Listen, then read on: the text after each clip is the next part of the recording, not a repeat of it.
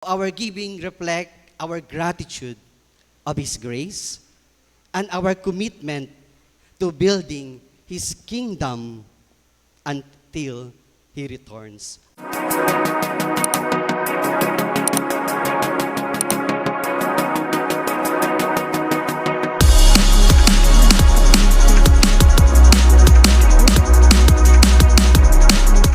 Last Sunday, Pastor Rafe talked about tithes, and today we will talk about offering. And this morning, I want to talk to you about the blessings of giving and offering, and that is sowing generously and living fruitfully. Shall we bow our heads in prayer? Hallelujah. Blessed be the name of the Lord. Heavenly Father, we thank you for gathering us today to worship you and hear your word. We acknowledge that everything we have comes from you, and we are grateful for your faithful provision. As we study your word in 2 Corinthians, open our hearts to understand the joy and blessing of giving. Teach us, O Lord, to be faithful stewards, cheerful givers, and people who trust you completely. Remove anything that keeps us from obeying you, and help us to honor you with our lives and our resources. May your Holy Spirit guide this message, transform our hearts, and inspire us to live generously for your glory and the advancement of your kingdom. In Jesus' name we pray. Amen. Hallelujah. Blessed be the name of the Lord. Today, we will talk about a topic that often makes people uncomfortable, and that is money. Money. Yet the Bible speaks about money more than 2,000 times. Not because God wants our money, but because our attitude toward money reveals the condition of our hearts. Offering is not simply just placing money in a basket. It is an act of worship. It is a declaration that God is our provider and not our paycheck. The question is not, how much should I give? The real question is, who owns what I have? Hallelujah. We often say, my salary, my car, my house, my business, my savings. But the Bible reminds us that everything belongs to God. We are not owners, brothers and sisters. We are stewards. Imagine someone lends you a car. You take care of it because it doesn't belong to you.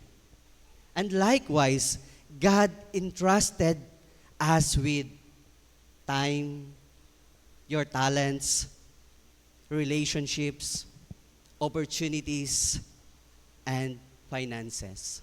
But one day, we will give an account of how we manage His blessings.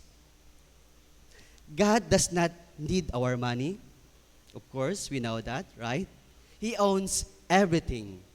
Yet, He invites us to give because He knows that generosity transforms our hearts and become a channel of blessings.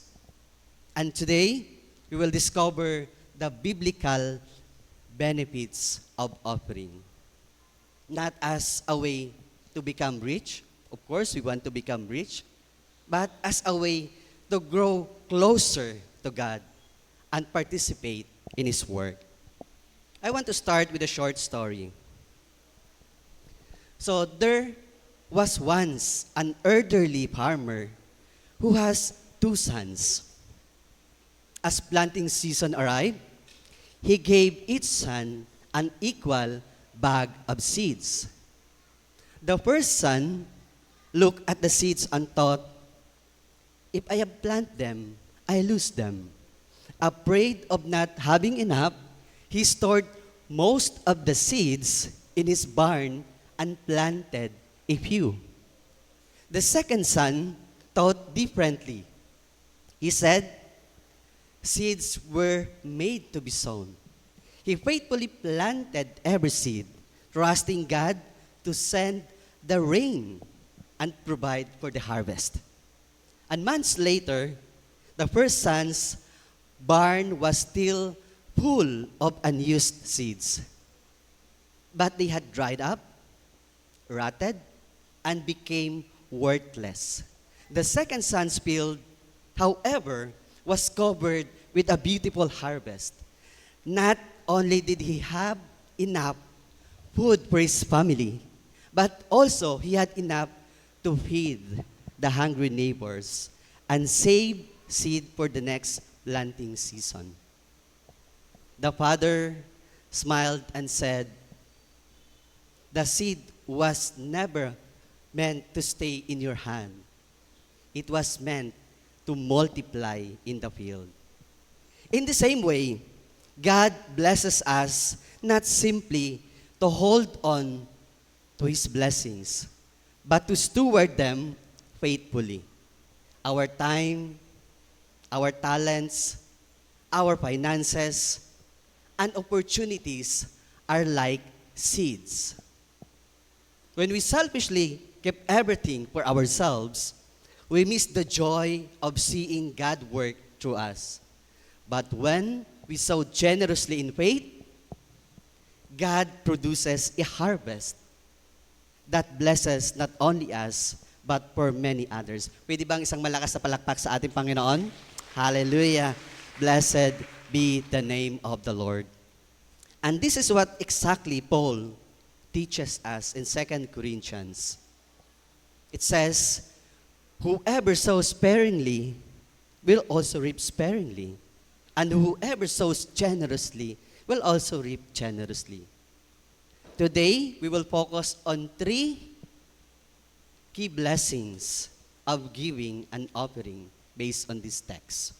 So the first one, a transformed heart. God shapes the giver. In 2 Corinthians 9:7, it says, each of you should give what you have decided in your heart to give. For God loves a cheerful giver. So the first blessing of giving is not external. It is internal. God not only interested in what leaves your hand, but what happens in your heart, but what happens in our heart. Remember, giving transforms us from selfish to generous, from reluctant to willing, from fearful to trusting, from complaining to thankful. God does not force giving. Take note of that. He invites us to decide in our hearts. And when we give cheerfully, something powerful happens. Our hearts become more aligned with God's heart. So the first blessing, or blessing number 1, giving develops a Christ-like and joyful heart. Hallelujah. The second one, a faithful provision. God supplies every need. In 2 Corinthians 9:8, it says, and God is able to bless you abundantly, so that in all things, take note of that, so that in all things, at all times, having all that you need. Hallelujah. Blessed be the name of the Lord. The second blessing is God's faithful provision. This verse does not promise luxury, not, or excess, but it promises sufficiency. Pwede bang sabihin mo sa iyong katabi? Sufficiency. Hallelujah. God assures us that when we live generously, take note of this, He will not abandon us. Hallelujah. He will not forsake us. Hallelujah. He will provide what we truly need. Remember, giving is an act of faith. It declares, Lord, I trust you more than my resources. Just like a farmer who plants seeds, trust that rain would come. Trust that harvest would come. We trust God. We trust God that He will sustain us. Amen? Hallelujah. Blessed be the name of the Lord. And if you have that desire to travel and witness the beauty of God's creation, trust that in His perfect time, He can open doors for you to experience those places you have only dreamed of living, of visiting, I mean. By God's grace, He blessed our family with that opportunity to travel to Singapore, travel to Malaysia, travel to South Korea, and last month, Japan, the land of the rising sun. God is truly faithful. We spent 7 wonderful days in Japan, Tokyo and Osaka. And every moment was an unforgettable experience. The people were warm, they are courteous, and remarkably disciplined, I should say.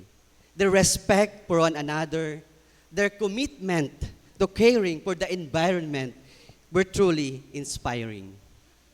And one of the highlights of our trip was finally seeing that majestic Mount Fuji, Fuji-san, with my own eyes. Of course, we see that picture in our elementary days, in our textbook, right? In our elementary days, in our textbook, that Mount Fuji. But seeing that in person is something different. It almost feels surreal, a dream that had become a reality. Of course, it is my dream. We also enjoy Japan's rich culture, that breathtaking scenery, delicious cuisine, and each of which made our journey even more meaningful. And most especially, riding the most famous Shinkansen bullet train, that's amazing. That's another incredible experience. Its speed, its comfort, and efficiency reflected the excellence and innovation for which Japan is known. So looking back, this trip was more than just a vacation. For me, it was a beautiful reminder of God's goodness, a beautiful reminder of God's faithfulness, and a privilege of experiencing the wonder of His creation. And we are truly grateful for Him for this unforgettable blessing. Same, when we began the construction of our parsonage building, we stepped out of faith. We heard some issues before, but we did not wait until we had all the resources. Instead, we started by planting a seed of faith, trusting God to provide what was still needed. This reminds us of our founder. Our founder, Sis Amy Simple MacPherson. In 1923, when she began the construction of the Angelus Temple in Los Angeles. The project was estimated to cost about $1.5 million, 1923. Yet, she initially had only $5,000 as compared to $1.5 million. So that $5,000 as seed money. As seed money.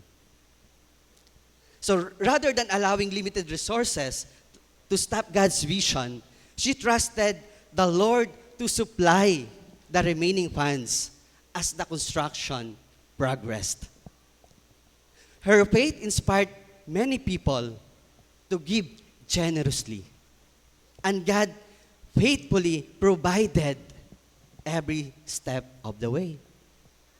The same principle has guided our church. Our church council approved an initial amount as our seed faith for that parsonage building. And as a congregation, we prayed together, right? Believing that God would make a way. Hallelujah. And many members gave sacrificially. We are so blessed with that. And there's some anonymous givers, other stakeholders. While others supported the project through various fundraising efforts. To our young professional, thank you so much for that. What once existed as only a blueprint or a plan has now become a visible structure standing before us today. Pwede bang malakas na palakpak sa ating Panginoon? Hallelujah. So nakikita na po natin yung ating parsonage building and our youth center sa ground floor.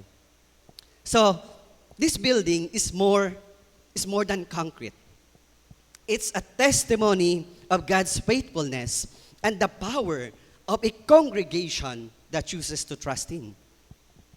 When God's people sow in faith and obedience, He is able to accomplish far more than we could ever achieve on our own. So blessing number 2, giving strengthens our faith in God's provision. Hallelujah. Blessed be the name of the Lord. Third and the last one, a fruitful life. God uses us for His work. 2 Corinthians 9, 6, and 8. Whoever sows generously will also reap generously, so that in all things you will abound in every good work. The final blessing of giving is fruitfulness. God does not bless us only for ourselves. He blesses us so we can become a blessing to others. When we give, the gospel is preached. When we give, the poor are helped. When we give, ministries are supported. When we give, lives are changed. When we give, God's kingdom expands. We become partners in God's mission, like seeds planted in a fertile soil. Our giving produces fruit far beyond what we can see. So blessing number 3, giving allows our lives to produce eternal fruit. God allows our lives to produce eternal fruit. And for our conclusion this morning, giving is not about loss. It's about transformation. It's about trust. It's about fruitfulness. We do not give because God needs something from us. We give because God is doing something in us and through us. Take note of that. And as we prepare every Sunday our offering, may we remember as a church, God is not looking at what we give. He is shaping who we become. When we give with willing and joyful hearts, we demonstrate our faith, express our gratitude, and acknowledge that everything we possess ultimately belongs to God. our generosity becomes a testimony of God's goodness and a blessing to countless lives, often in ways we never fully see. So may our giving reflect our life for Christ. Hallelujah. So remember the three great blessings of giving from 2 Corinthians 9:6-8. The first one, a transformed heart. God makes us cheerful and Christ-like givers. Second, a faithful provision. God supplies all our needs. And the last one, a fruitful life. God uses us to bless others and advance His kingdom. So our giving reflect our gratitude of His grace and our commitment to building His kingdom until He returns. Are you blessed this morning? Hallelujah. Shall we bow our heads in prayer? Hallelujah. Blessed be the name of the Lord. Father, thank you for teaching us today through your word that generosity is a blessing and not a burden. Father God, shape our hearts to be cheerful givers. Strengthen our faith in your provision and use our lives for your kingdom. May everything we give bring glory to you and fruit that lasts forever. In Jesus' name we pray. Amen. Blessed be the name of the Lord. God bless everyone.